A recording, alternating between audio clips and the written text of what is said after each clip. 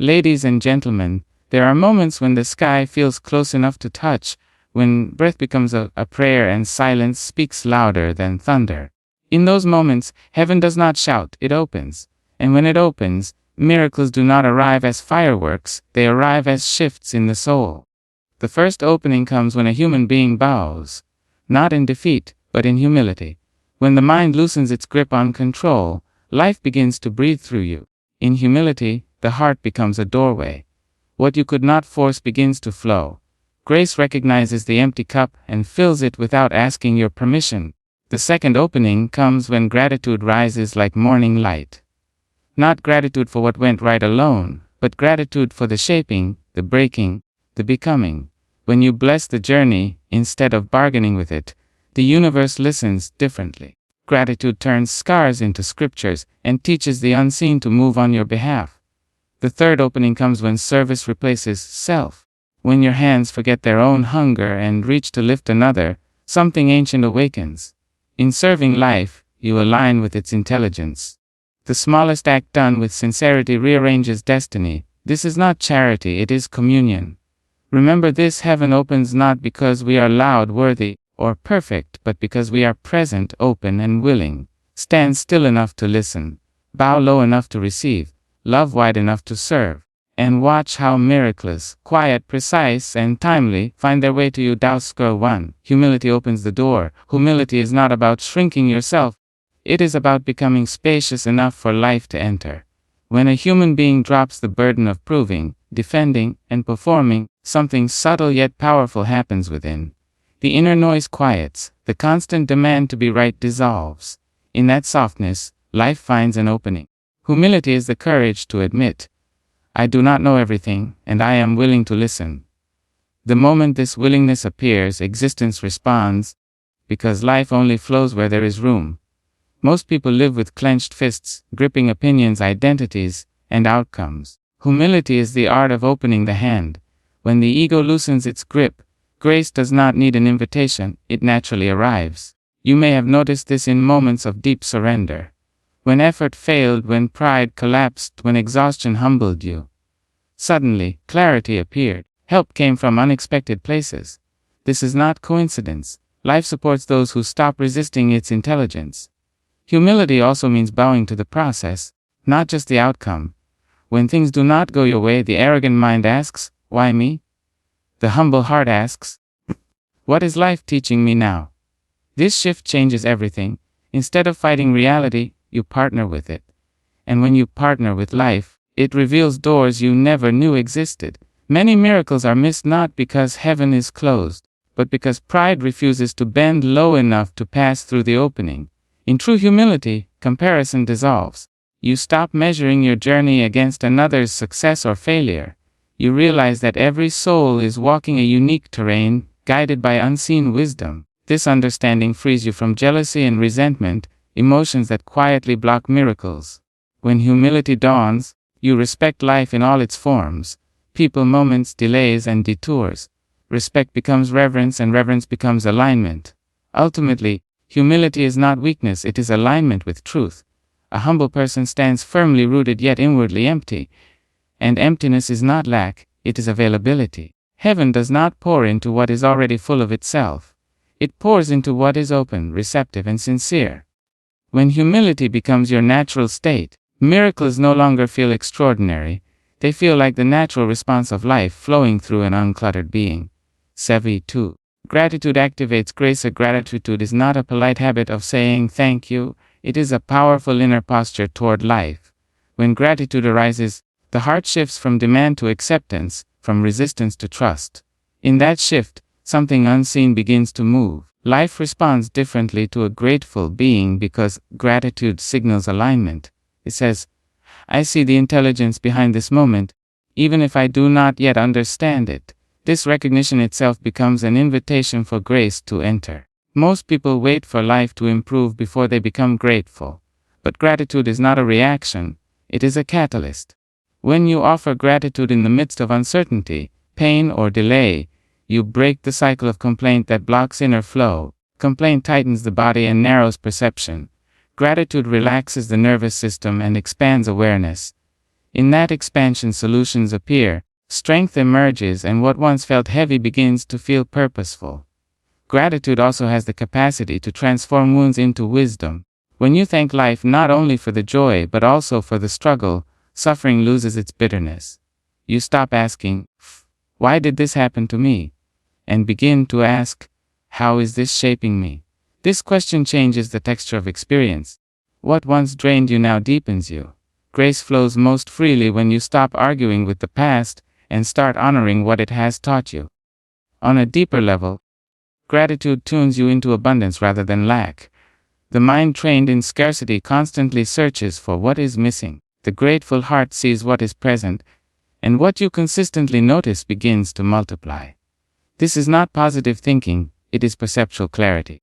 When you recognize how much has already been given, breath, time, opportunities, lessons, life finds you trustworthy with more. Grace moves toward appreciation the way water moves toward openness. When gratitude becomes your way of being, miracles feel less dramatic and more natural. You no longer chase them, they meet you on the path. Grace does not arrive because life owes you something. It arrives because you are in harmony with life itself. A grateful human being is not desperate, not demanding, not fearful. Such a being becomes a silent magnet for miracles, because gratitude turns every moment into fertile ground for heaven to quietly open. 3. Service aligns destiny. Service is not an act you perform, it is a state you enter. The moment life stops revolving solely around you, a larger intelligence begins to operate through you. When your actions are no longer driven by personal gain, recognition, or reward, they carry a different quality. They become effortless, precise, and deeply impactful. In that self-forgetfulness, destiny subtly rearranges itself, because life always supports those who support life. Most human suffering comes from excessive self-concern. What will happen to me? What do I lack? What do I deserve? Service dissolves this inner noise. When your hands are busy lifting another, your mind loses its grip on fear. In helping someone else find balance, you unknowingly find your own. This is not moral instruction, it is existential mechanics. Life functions best when energy flows outward rather than stagnating in self-absorption. True service does not require grand gestures. A listening ear, a kind word, a moment of patience, or silent support offered without expectation carries immense power. When service is free from the hunger for appreciation, it becomes pure. And purity has a strange magnetism. Opportunities, protection, and guidance arrive not because you asked for them, but because your life has become useful to the whole. Destiny responds to usefulness, not ambition. Service also refines your inner clarity. When you serve, you encounter humanity in its raw truth: pain, resilience, hope, and dignity. This exposure humbles the ego and sharpens compassion. Slowly, your decisions stop being reactive and start becoming intuitive. You begin to sense what is needed rather than what is desired. In this sensitivity, life trusts you with greater responsibility, and responsibility is often the doorway through which purpose enters. When service becomes a natural expression of who you are, the line between giver and receiver disappears. You realize that every act of service reshapes you as much as it helps another. This is how destiny aligns, not as a sudden miracle, but as a quiet, continuous unfolding. A life devoted to service may appear ordinary from the outside, but inwardly it is guided, protected, and sustained by forces far greater than personal will. Therefore, presence invites miracles. Presence is the rare art of being fully here, where the body, mind, and breath arrive in the same moment. Most human beings live either trapped in memory or lost in imagination, replaying what has passed or rehearsing what may never come. In this scattered state, life passes by unnoticed. Miracles do not announce themselves in the past or the future, they unfold only in the now. When you are present, you become available to life's subtle movements. Stillness is not inactivity, it is heightened awareness. When the mind slows down, perception sharpens. You begin to notice the quiet guidance hidden in ordinary moments, a chance meeting, an unexpected pause, a sudden insight. These are not accidents, they are openings. Presence allows you to hear what life has been whispering all along. Without presence, even divine intervention can feel like coincidence or be missed entirely. In presence, fear loses its authority. Fear survives on imagined futures and unresolved pasts. When you stand fully in this moment, fear has no ground to grow. This inner stability creates a fertile space for miracles, because miracles require trust. A restless mind cannot receive, it is too busy negotiating outcomes. A present mind listens, responds, and moves with precision. Life flows more intelligently through someone who is not mentally elsewhere. Presence also deepens your connection with others. When you truly listen, without preparing your response, without judgment, you become a sanctuary. People feel seen, heard, and valued. In such spaces, healing happens naturally. Many miracles occur not through words or actions, but through the simple act of being deeply present. Your attention becomes medicine, and your stillness becomes strength. When presence becomes your way of living, life stops feeling chaotic. Even challenges arrive with clarity. You act when action is needed and wait when waiting is required. This harmony between action and stillness is where miracles quietly bloom. Heaven opens not because you demanded answers, but because you were attentive enough to receive them. In presence, every moment carries the possibility of grace. F5. Openness over perfection. Perfection is a heavy burden the human mind invents, while openness is a natural state life recognizes. When you chase perfection, you become rigid, afraid to fail, hesitant to begin, constantly correcting yourself. This inner stiffness closes more doors than it opens. Openness, on the other hand, is relaxed alertness. It says, I am willing to learn, to stumble, to grow. Life flows easily into those who are not busy pretending to be complete. Many people delay their dreams, their healing, even their prayers because they believe they must first become better, purer, or more worthy. But heaven does not wait for flawless beings. It responds to sincere ones. Openness is honesty with yourself, acknowledging both strength and limitation without self-judgment. When you stop hiding your cracks, light finds a way in. Grace does not require your perfection, it requires your availability. Openness also means allowing life to surprise you. A perfection-driven mind clings to fixed outcomes and rigid timelines. When reality deviates, frustration arises. An open heart remains curious instead of disappointed.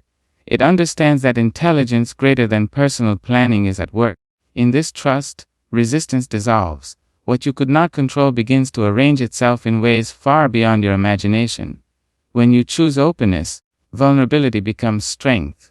You listen more deeply, receive feedback without defensiveness, and grow without humiliation. This humility creates a living connection with life. You are no longer isolated inside your self-image. You are in conversation with existence. And in conversation, guidance naturally emerges. Miracles often arrive disguised as changes in direction, not confirmations of your original plan. Ultimately, openness makes you receptive to grace in all its forms. You stop asking life to meet your expectations and start meeting life as it is. In this meeting, something profound happens. You realize you were never lacking, only guarded. The moment the guard drops, heaven does not hesitate. It enters quietly, reshaping your path not through perfection but through trust, sincerity, and an open heart. Ladies and gentlemen, there are moments in a human life when striving becomes exhaustion and effort turns into noise. In those moments, the idea of perfection reveals itself as a silent burden. Perfection demands performance, constant correction, and an invisible fear of being exposed. It trains the mind to believe that life will only respond once you are flawless. Yet life has never waited for perfection. Life waits only for openness. Openness is the courage to stand unfinished before existence. It is the willingness to say, I am learning, without apology. When you are open, you are not pretending to be whole. You are allowing wholeness to find you. Perfection closes doors because it is rigid, tight, and afraid of change. Openness breathes. It bends. It adapts. And life moves most freely through what can bend without breaking.